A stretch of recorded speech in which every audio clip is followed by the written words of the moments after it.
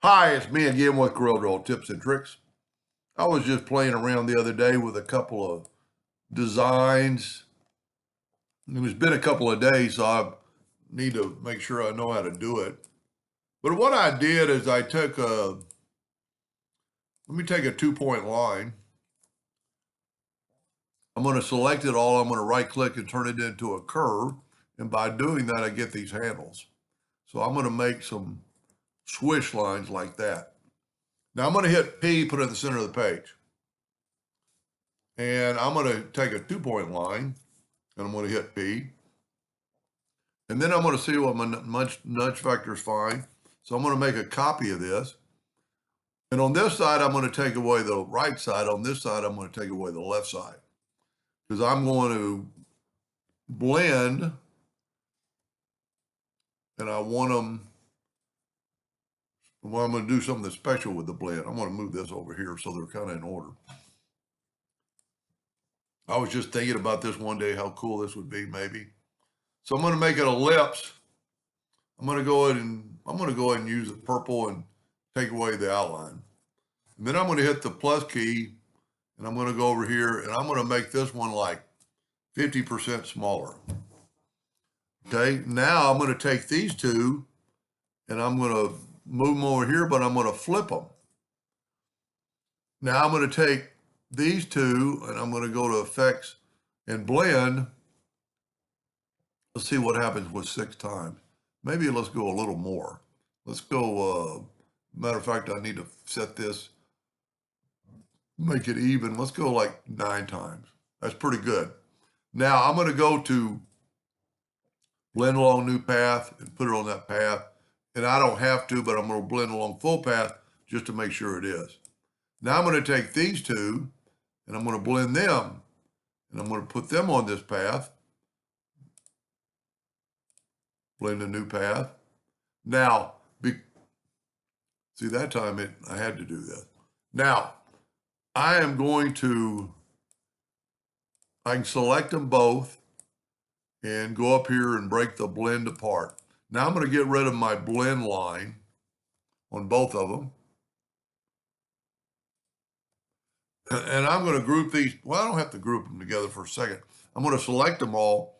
So I'm going to have a double big dot because there was one on each end.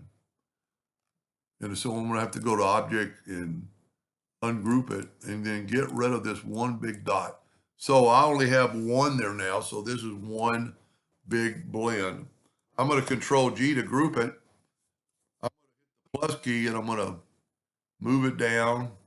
But I'm going to reduce this like 70%. And then I'm going to take both these and I'm going to blend them. So I get that. Now, that doesn't really look too special, but if we put a black background on it and go Object, Order, back a page, it kind of stands out. And there's a lot more I could do to this. I could interactive fill tool them and make them a little different, but I'm going to be happy with that. So I'm going to group these together and I'm going to move them out of the way. I'm going to make them a little bit smaller now. I'm going to move them out of the way. I'm going to take an ellipse and I'm going to hit P and I'm going to Control D while holding down the Shift key to make it grow inside. Then I'm going to take a 2-point line and hit P and I'm going to rotate it 5 degrees. Well, you know what? Let's go with 10 degrees. And then I'm going to Control D and I'm going to mirror it. So that is my writing surface. But I played around with this enough to kind of figure something out to do. I want to be top dead center, so I'm going to fill that in and I'm going to move it over. I'm going to fill it in again and move it over.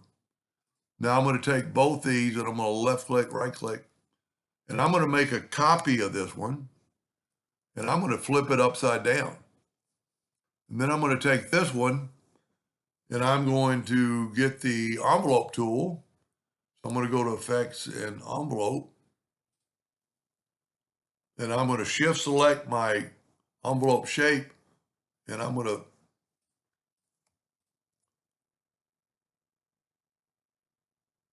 why isn't it? Group of 3 objects. Tell you what, let me ungroup them all and then group them back. Whoop, I made a duplicate. Let me group them all. Then shift select that. It doesn't like something. You know what? I was thinking off. Create envelope from and then go to here. And then what you do, you take that, shift select that and go EC. Now we can move that over and move it over. And I'm going to rotate it. That looks pretty, it kind of elongated my. So I'm going to Control D, Alternate C, and rotate it 10 degrees? No, 20 degrees. That's right, I did 10. But I'm going to get rid of this one. And then on this one, I'm going to go and envelope from, so it's going to be upside down. And then I'm going to shift select that and go EC or CE. And then I'm going to move that over. And see, it's just the opposite. Now, it doesn't really look all that much right now. I'm going to get rid of my circles. I'm going to go ahead and group these together, Control D, Alternate C, and I'm going to rotate them 40 degrees. And see, you're getting like kind of like a wave. Now let's take this out of the way. And let's make a black box around this. It's just a different look. I don't know that it's that special, but it might have taught you a tool or two. Pretty cool looking. I mean, it's kind of like a wave. And I could have got them closer together, and this is basically kind of the same thing, but I did it a little differently, and I just kind of rotated them. But I'll probably not make a video. So that I think my first one actually looks better because I made bigger circles or a bigger envelope for them. Whenever you have something like that, hit F4 on your keyboard, and it'll bring it back. But that's pretty cool. Kind of unique. Anyway, I hope that gave you an idea or two, and thank you for watching.